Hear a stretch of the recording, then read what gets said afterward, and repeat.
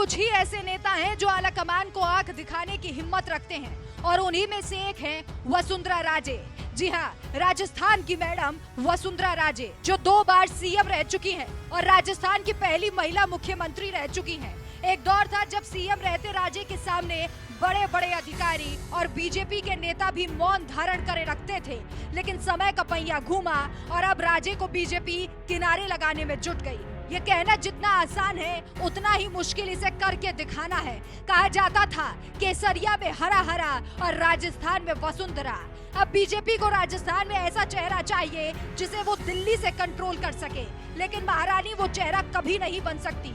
दूसरी तरफ राजे को सीएम पद से नीचे कुछ भी नहीं चाहिए। वसुंधरा अपनी शर्तों पर राजनीति करती हैं। वो समझौतों की राजनीति को अपने सिद्धांतों से कुचल देती हैं। जब फिर बीजेपी ने उनसे समझौता करने के लिए कहा, वो अपने सिद्धांतों पर अड़ी रही और अब एक बार फिर से वसुंधरा आलाकमान के सामने दीवार की तरह खड़ी हो गई है।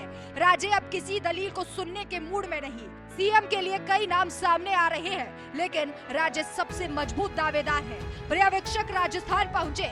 राजनाथ सिंह को सबसे बड़ी जिम्मेदारी दी गई। बताया जा रहा है कि राजनाथ वसुंधरा के करीबी हैं। वो किसी भी नाम पर राजे को राजी करने का दम रखते हैं। इसी बीच खबरें हैं कि वसुंधरा राजे को बीजेपी के राष्ट्रीय अध्यक्ष जेपी नड्डा का फोन आया और फोन पर स्पीकर बनाने का लॉलीपॉप थमाने की कोशिश की गई, लेकिन राजस्थान की मैडम ने इससे साफ मना कर दिया। राजस्थान के मुख्यमंत्री को लेकर न्यूज रिपोर्ट में कहा गया है कि उन्होंने अपनी दावेदारी को लेकर जेपी नड्डा से फोन पर बात की है। एबीपी की रिपोर्ट के मुताबिक नड्डा से बातचीत में वसुंधरा ने 1 साल के लिए सीएम पद सौंपने की बात कही।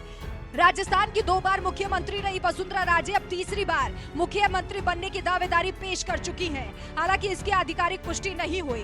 कहा जा रहा है कि नड्डा ने उन्हें स्पीकर बनने का प्रस्ताव दिया, लेकिन राजे ने इसके लिए मना कर दिया। सूत्रों की माने तो बीजेपी के राष्ट्रीय अध्यक्ष जेपी नड्डा ने रविवार रात वसुंधरा राजे को फोन किया। इस दौरान उन्होंने राजे को सलाह दी कि वो विधायकों के साथ अलग अलग बैठकें बिल्कुल ना करें और सीएम के लिए नाम तय करने का फैसला पार्टी के शीर्ष नेतृत्व पर छोड़ दें। सूत्रों का दावा है कि बातचीत के दौरान वसुंधरा राजे ने जेपी नड्डा से अनुरोध किया कि उन्हें 1 साल के लिए सीएम बना दिया जाए। 1 साल बाद वो खुद सीएम का पद छोड़ देंगी। इसके बाद नेतृत्व ने उनसे कहा कि आप विधानसभा स्पीकर बन जाए। सूत्रों का ये भी कहना है कि इस पर राजे ने साफ इनकार कर दिया कि वो स्पीकर नहीं बनना चाहती और राजस्थान की कुर्सी को संभालना चाहती है। दरअसल नतीजों के बाद से राजे से विधायकों का मिलना जुलना लगातार जारी था। इसी से आलाकमान नाराज भी दिखाई दे रहा है। सूत्रों की माने तो हाल ही में अपने बेटे दुष्यंत के साथ जब राजे दिल्ली पहुंची तो जेपी नड्डा ने इस बात पर नाराजगी दिखाई कि वो लगातार विधायकों से मिल रही है।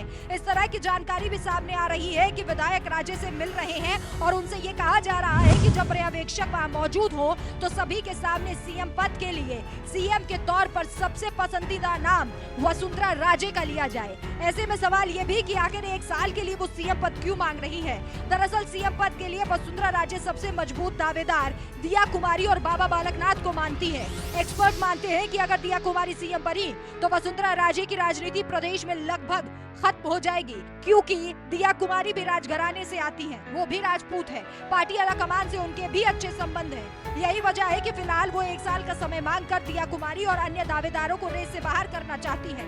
1 साल में अपने पक्ष में माहौल बनाकर वो पार्टी पर आगे भी पद जारी रखने का दबाव बना सकती है।